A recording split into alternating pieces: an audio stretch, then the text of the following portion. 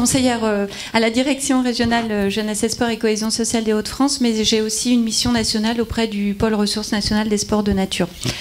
Donc cette intervention aurait pu être faite en deux voies avec le parc naturel marin des estuaires Picard et de la mer d'Opale, Nicolas Janik, avec lequel donc, on a travaillé sur le sujet que je vais vous présenter. Mais je ferai de mon mieux sans lui.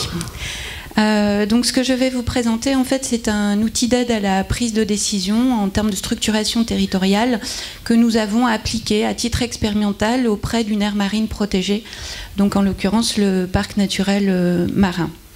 Quelques éléments de contexte tout d'abord. Donc, vous le savez, hein, Sidonie l'a évoqué. Nous avons donc le ministère a développé une politique publique spécifique sport de nature depuis 2004 qui a donné naissance au pôle ressources nationales des sports de nature. Et depuis 2009, hein, il y a un travail partagé avec l'Agence des aires marines protégées, aujourd'hui AFB. Qui a donné d'ailleurs naissance à la création, la production d'un référentiel à l'époque sur les sports de nature et les zones Natura 2000. Deuxième élément de contexte, l'outil DTA, qui est donc un outil d'aide à la prise de décision diagnostic territorial approfondi, qui a été reconnu par le ministère en 2011 suite à un certain nombre d'expérimentations territoriales et qui vise donc à définir ou aider un territoire à définir ou à évaluer une politique sportive. En matière de sport de nature, donc le DTA s'y prête bien, puisqu'elle vise à répondre à un certain nombre de problématiques, en particulier des problématiques liées à la conciliation des usages, tout en assurant donc une préservation de l'environnement. L'outil DTA, donc appliqué au parc naturel marin des estuaires Picard, arrive tout pile poil au moment de la création du parc en 2013, où là donc les échanges entre le ministère des Sports, l'agence, enfin l'AFB aujourd'hui, et puis cette création de parc, on se disait, pour démarrer, il y a bien dans les orientations du parc, dans une des orientations du parc, une question relative à la conciliation des usages humains, en particulier de la pratique sportive et la préservation de l'environnement. Et donc la question qu'on se posait, est-ce que cet outil DTA pourrait venir aider le parc naturel marin à démarrer cette concertation pour justement éventuellement envisager de l'intégrer dans son plan de gestion. Il faut savoir que justement cet outil DTA est un outil de partenariat qui associe donc un certain nombre d'acteurs locaux et qui encourage leur implication et leur positionnement respectif dans le projet donc, du territoire. Alors, le parc naturel marin, juste pour vous le situer un tout petit peu, donc en Hauts-de-France, c'était à l'époque 3 régions, c'en est 2 aujourd'hui, 3 départements, un linéaire de façade près de 120 km. La question était relative à la diversification des sports de nature et puis cette création de d'une nouvelle aire marine protégée. Et avec ce questionnement de comment, quelle pratique des sports de nature dans cette aire marine, qu'est-ce qui s'y fait, et comment le prendre en compte dans les objectifs de gestion et de préservation. Nous avons fait, le parc naturel marin avec l'accompagnement des services donc de l'ADR, du ministère des Sports, du pôle ressources, a amené à formuler un cahier des charges. Donc c'est-à-dire en quoi ou quels sont les éléments, les limites ou les contours auxquels devra répondre le diagnostic territorial approfondi, en sachant bien que la maîtrise d'ouvrage est bien portée par le territoire, donc ici le parc naturel marin. La maîtrise d'œuvre, donc qui a répondu à la commande, c'est l'association de 2 cabinets, Concevo pour le domaine du sport et Soberco pour le domaine de l'environnement. L'appui à maîtrise d'ouvrage, donc je l'ai dit, en l'occurrence les services de l'État, mais aussi bien sûr en lien et chapeauté avec l'agence des aires marines protégées, puisque ce type de travail est un travail expérimental sur une aire marine protégée.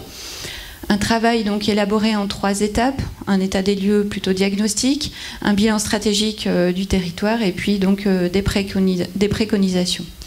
Donc l'objectif était de construire avec le parc et ses partenaires, vraiment ce sujet d'association des différents acteurs était au cœur de ce travail. Donc élaborer une connaissance fine du territoire pour justement ensuite s'engager vers des axes prioritaires de développement durable des sports de nature dans cette aire marine. Et du coup donc définir une stratégie adaptée de l'offre et répondant à la demande, mais aussi répondant aux impératifs de sensibilité environnementale. 4 grands axes de travail, hein, donc une analyse de l'offre sportive, de la demande, un travail sur la gouvernance, vous l'avez évoqué tout à l'heure, hein, à plusieurs reprises. Hein, dans ces aires marines protégées, il y a une multiplicité d'acteurs, donc comment on s'organise les uns et les autres pour travailler ensemble, et puis bien évidemment la prise en compte écologique. Alors, je ne vais pas rentrer dans le détail des produits de ce diagnostic, hein, parce que déjà, je dépasserai largement les 10 minutes. Et puis, je pense que c'est plutôt au Parc naturel marin de relater les données qui ont pu être compactées, compilées. Simplement pour vous illustrer en termes d'offres, donc ce qui a été regardé, ce sont l'offre en termes de site, ce qui existe, en termes de pratique et en termes d'animation, c'est-à-dire comment est organisé l'accueil du public, encadré, pas encadré, en structure, pas en structure, etc. Et qui a donné lieu donc à des fiches par activité et puis aussi une cartographie pour essayer donc justement de visualiser, de localiser la réalisation des pratiques, de les identifier en saison, c'est-à-dire en quel moment elles se déroulent ces pratiques et sous quelle forme, et puis de croiser ça donc avec des enjeux environnementaux. Donc une autre forme de présentation, en sachant, donc deuxième élément, la demande. Donc la demande, il y a eu un travail avec, on a pu mobiliser une enquête que nous avions menée en DRJACS avec le réseau des acteurs sport de nature, que nous avons donc, pour lequel nous avons extrait des données spécifiques sur cette façade, enfin sur le périmètre du parc naturel marin. On a réussi à identifier 8 sites sur le parc naturel marin sur lequel nous avions enquêté, soit à peu près 830 personnes qui ont été enquêtées pratiquant sur ces sites du parc naturel marin. Quelques chiffres comme ça, hein, 77% des personnes interrogées ne sont pas licenciées, donc ça correspond bien sûr à ce que vous avez évoqué. Ce sont des multipratiquants et ils sont quand même 40%, donc une part assez importante, à déclarer réaliser plus de 50 km pour venir pratiquer leur activité sportive.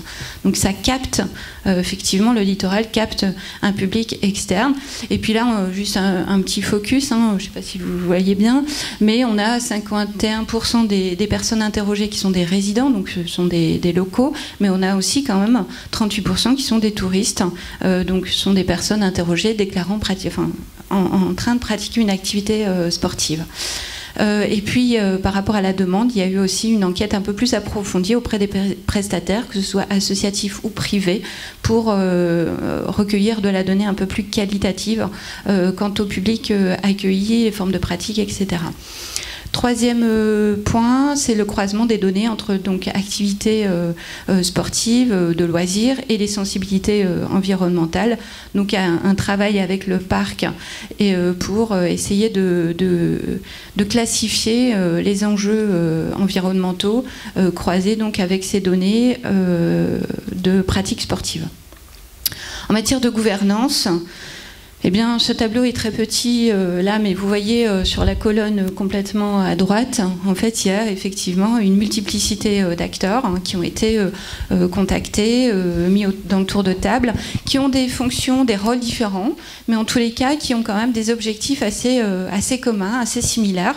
Alors, les rôles, c'est en termes d'animation, d'aide aux structures, tantôt d'autres qui ont plutôt un rôle de contrôle, de réglementation, d'autres encore de sensibilisation, de surveillance ou de veille.